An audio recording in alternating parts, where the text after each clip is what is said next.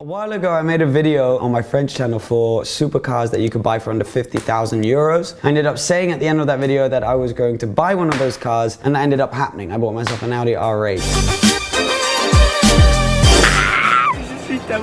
Today is the return of that kind of video, and we're going to be talking about good supercars to invest in potentially for under 100,000 euros. Now, we're doing this in euros because I'm currently in France and we filmed it for my French channel as well. But you know, the same rules apply in general for anything in pounds. Of course, I just want to say, you know, I'm not a massive expert in this. This is just from having been sort of around cars, having been involved in a few deals, brokering car deals, and just being obsessed with constantly looking at what's on the market, what the market is doing. These are a few cars that I see potentially being safe in terms of holding their value and maybe even potentially going up in the future. But of course, the market can shift as a whole, which means that independent models are just affected by that, and you never know, especially in a time as sort of unpredictable as today. So just want to say that as a little intro, but now let's get into it. We're going to be looking at 5 cars for under 100,000 euros. First car is the Aston Martin DBS. Now there are a few things that we're going to be looking out for with these cars, one of which is coming from a recognizable brand. Historically, the ones that kind of do the best are Porsche and Ferrari, but then a brand like Aston Martin does have potential as well, Lamborghini, potentially Mercedes, some of the other German guys. So Aston Martin kind of ticks that box. Another box that's great to be ticked is a naturally aspirated engine, no turbos, no supercharger, nothing of the type. That helps because that's becoming a more and more rare breed. The more cylinders you can have to that natural aspiration, the better. This here is a naturally aspirated V12, so we're kind of ticking all of those massively. And then the ideal is to also have a manual gearbox, because again, that is another dying breed. So if you can get all of those things ticked, you're looking pretty good. If you can on top of that have history behind the specific model, if it's a remake of an old model, or it's just famous for another reason like it being in a film, that helps massively as well. Now this car right here, the DBS, was actually in James Bond. I believe it was Casino Royale. So the DBS, I'm going to be showing you guys examples of cars for sale in Europe for every single model that we talk about. This one in front of us right here is a car from 2008. It's got 44,000 kilometers. Now people didn't actually stack miles on their DBSs too much, because it was kind of a much more rare, much more expensive, slightly more hardcore version of a DB9. So most people who are going to stack miles on got a DB9. Now obviously it's a very pretty car. It was available with a single clutch flappy panel gearbox, actually as an option, or standard with a manual. A lot of people opted for the flappy paddles because that was kind of the thing when it came out back in 2008. So yeah, there aren't that many in manual, and it's a very cool manual gearbox as well. It's kind of this like iRobot looking gear shifter. It's really cool. Now it's a great looking car. Obviously it's got all the history, it's ticked all the boxes. And another thing which is great now is that the remake of this car, the modern DBS, the Superleggera, is not available in a manual, and it's a turbocharged V12. So when you add all those things together, it kind of ticks all the boxes. Maintenance wise, it's an Aston, fairly expensive to maintain. It's obviously got a big V12, drinks quite a bit of fuel, it's got carbon ceramic brakes, so it's not going to be the cheapest car to maintain, and it is fairly expensive to buy, especially in manual. You already see a big premium on the manuals compared to the cars with the single clutch. This one falls just under the 100,000 euro mark at 99,941. So yeah, we're only 39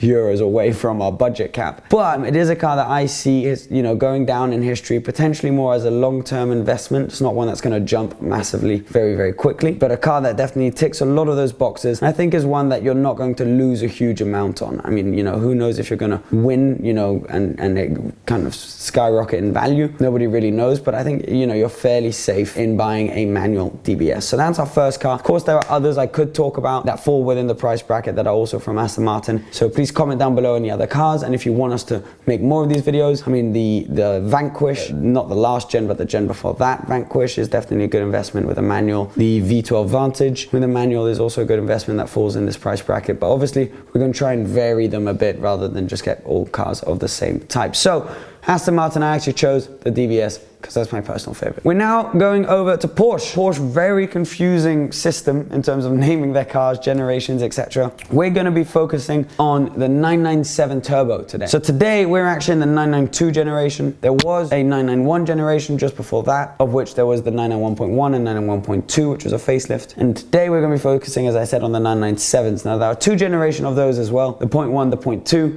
Obviously a facelift is the 0.2, and we're going to be focusing focusing on the turbos. The reason I've chosen this car is because the 997 generation turbo is the last Porsche 911 turbo that was ever made with a manual, and the legendary Mesca engine. So that's one of the reasons why I've chosen this. The ultimate one for me, I think, would be the 997 second generation Turbo S with a manual. Very, very rare, very pretty, extremely powerful car, but they're very hard to find. I saw two pop up on the market not too long ago. One had a terrible spec, the other had way too many miles. So it's pretty hard to find one of those. You just need to kind of keep an eye out. But to give you some numbers, to give you an idea why those are so much more expensive, there were 25,001 Porsche 997 turbos made through 2005 to 2013, through all the generations. Now, 19,201 of those were the first generation turbo cars. Now, obviously this is worldwide numbers. 3,800 of those were the 3.8 liter Gen 2 cars, and then only 2,000 were Gen 2 Turbo S's. And of those, I think only about maybe 500 were manual, if that. So very rare. Now today we're going to be focusing, obviously because of the budget cap and because of what's available on the market, on the Gen 1 turbo with a manual gearbox. Now this one I found in front of me, very resellable spec, gray exterior, black interior, it's got the carbon ceramics, it's got the manual gearbox, obviously sport chrono package, and it's got the sport seats, which is quite a desirable option, which isn't standard on the turbos. Really, really nice car. It's got those classic first gen turbo wheels. It's kind of ticking all the boxes. This one is going to set you back 85,997 euros. It's got under 50,000 kilometers, which is great for a car of this type. People did stack miles on these because obviously it's such a usable, almost daily driver-esque car. So if you can go under the 50,000 kilometer mark, that is ideal. They're not anywhere near as expensive to run as a DBS would be. Obviously 6-cylinder engine. It's not naturally aspirated, as the name suggests. It is a turbocharged car. But Porsches in general are just so reliable that this again could be a good long-term investment, because you're not really going to have to spend too much in the maintenance of the car. You can use it if you want a fair amount. They're not as mileage sensitive, and they're never going to make another turbo in manual, I believe. At least for now,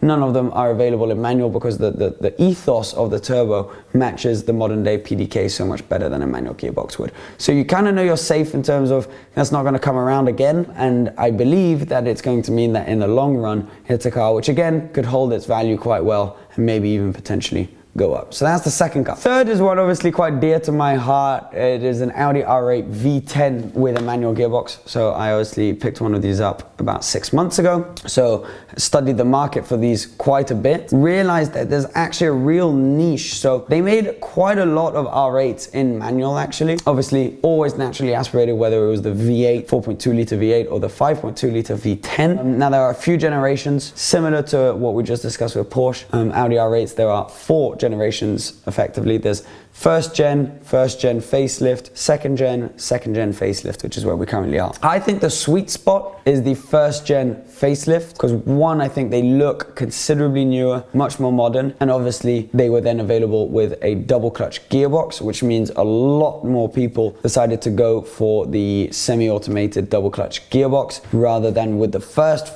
gens when it was R-tronic. It was such a shit gearbox that people were basically going for the manual a lot more. So you see a lot less manual facelift cars knocking about, even more so with the V10s, and even more so with the V10 Pluses, because I've been told that it wasn't even an option that you could tick on the V10 Plus. It was something that you had to ask your dealer specific to have your V10 Plus in a manual gearbox. So for example, in the UK, I believe there are only 9 delivered, 2 have since been crashed. There are only 7 V10 Plus manuals that are in the UK, and I don't think there's a single one on the market right now. So they are going up in value gradually and probably would not fit under this 100,000 mark anymore. So we're going to go with a normal V10, so non-V10 Plus. So this one is obviously got the same engine, but it's setting back 525 horsepower rather than 550. 5.2 liter V10 derived from a Lamborghini Gallardo, which we'll be talking about in a little bit. Now, this one is actually a spider. In general, coupes are better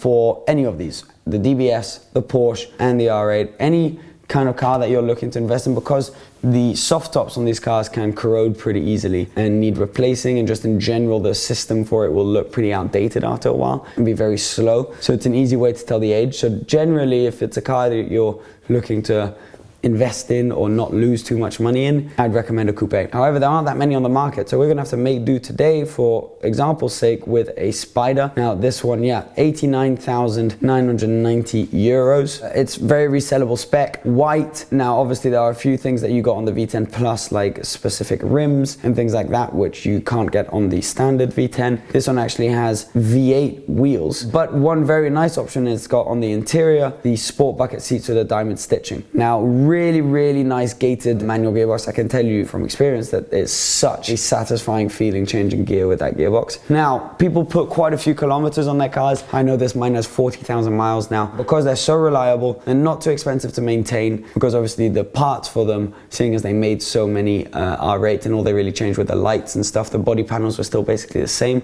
between facelifted versions. You can get the parts fairly cheap, so it's not too expensive to maintain, very usable, so people stack the miles on. So here we're above 50,000 kilometers, we're at 57,000 kilometers. But that's not too bad on these cars, because the market has an average mileage which is quite a lot higher than, for example, with the DBSs. These I see really going up because, you know, I can basically count on one hand the cars that have a naturally aspirated V10 linked to a manual gearbox. Really rare sort of configuration, but one of the best. I think V10s are some of the greatest engines that we've seen on any road cars, and having them linked to a manual. I mean, you got the R8, you got the first gen Gallardo, which is another car that fits in this budget potentially, but is a lot more expensive to maintain. You've got Carrera GT, obviously not in the budget, Dodge Viper, and F10 M5, I believe it was. That was manual as well, with a V10. So yeah, you don't get many of those, which is why I see these potentially going up in the future. Now the next one is actually kind of a personal favorite of mine. This is like your guilty pleasure car, is the Gallardo Superleggera, first generation. I think these are undervalued right now, and I think they will probably, you know, be going up, you know, as the years come. It's a car that was launched in 2007 at the Geneva Motor Show. Naturally aspirated V10, very close to the one that's in the Audi R8 V10. Apart from this one's got 530 horsepower, so 5 horsepower more than the last one we watched, and 20 less than the 550 in the V10 Plus. Obviously, it's quite a lot older than that car though. It's got a single clutch gearbox. It's what they call the E-gear. To be honest, it's a fairly crap gearbox. It's really not that good. It's much better if you're actually using it in the manual mode, because if you leave it in automatic, it's really just not very smooth. But you know, the Gallardo is the best-selling Lamborghini so far, about to be overtaken by the Urus, I believe. But yeah, Gallardo, they sold massive amounts of those. And obviously the most kind of classic one is the first gen car. And the Superleggeras of that, they really did not make a lot of. They then facelifted it to the 570 Superleggera, made a lot more of those. And now the Performante, obviously I think it's like tenfold more of those that they're making. It sounded incredible. It was so raw, so much carbon all over the place. I mean, the engine cover, the rear wing, the rear view mirrors, a side mirror, the door panels, everything was just covered in carbon. Beautiful bucket seats, such a legendary car. And we've seen cars of that type. For example, I've got a 430 Scuderia here, which has gone up, you know, massively, and is still going up as well. Very similar kind of car, and these seem to be the cars that people kind of edge towards if they want to go back to the cars you can't really get anymore today. Naturally aspirated, so hardcore, so raw. Their experiences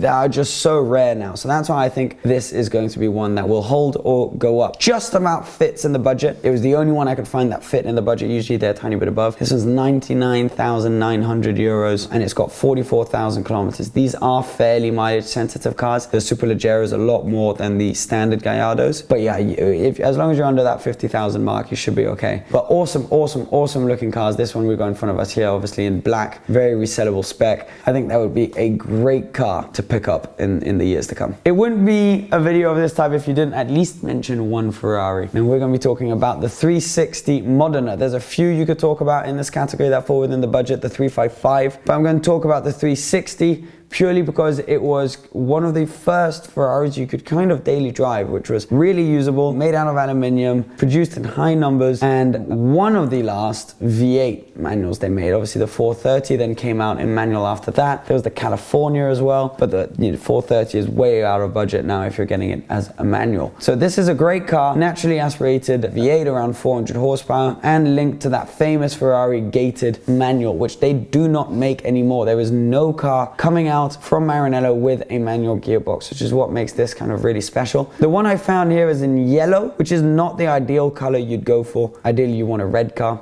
with a tan interior, kind of like Sam seen through glasses. That's the ideal spec. Yellow is obviously quite a legendary color with Ferrari because, as you may know, it was Ferrari's color originally. Enzo Ferrari painted the cars in yellow, but then when he started racing in motorsport back in the day, every country was assigned a color, and the cars that came out of that country had to wear that color, which for Italy was red, and then it just kind of stuck with Ferrari from there. So it is quite a legendary color. There is a story behind it. The 360 Modena is obviously a great car. Big numbers produced, so they haven't skyrocketed yet, but in the future I just think all manual Ferraris are a fairly safe bet. This one is at 86,000 euros. You're looking at 35,000 kilometers, which is fairly low. With these, you do need to be careful to have a full service history, ideally potentially even come from a dealer, just because they are fairly fragile cars. You really want to know they've been well maintained, and because a lot of people daily drove them or beat on them quite a bit, there are a few knocking about that aren't in the best condition. So you need to be fairly careful with these, but as a whole I think they could be a pretty good idea to walk into one. So yeah, I mean, those are 5 cars, just real quick overview of those. Let me know down below which of those 5 you would pick. They're kind of modern classics. We're not going very classic with the cars. You can tell the trend is naturally aspirated when possible, manual when possible, and rare is always a positive thing. So yes, there's a lot of other cars we could talk about which are under this budget: the 355, the Vantages, Z4Ms, E55 AMGs, Supras. There are so many other cars we could talk about. So if you want more of these kind of videos, if you'd like them, you know, under 20,000, under 200,000, future cars to come, please comment down below what kind of thing you would like. Again, this is not my job. I'm not an expert as this. I don't want you to take my advice word for word, but it's just a few things that I kind of potentially see as a trend which could look pretty good, and so it's more to start a discussion more than try and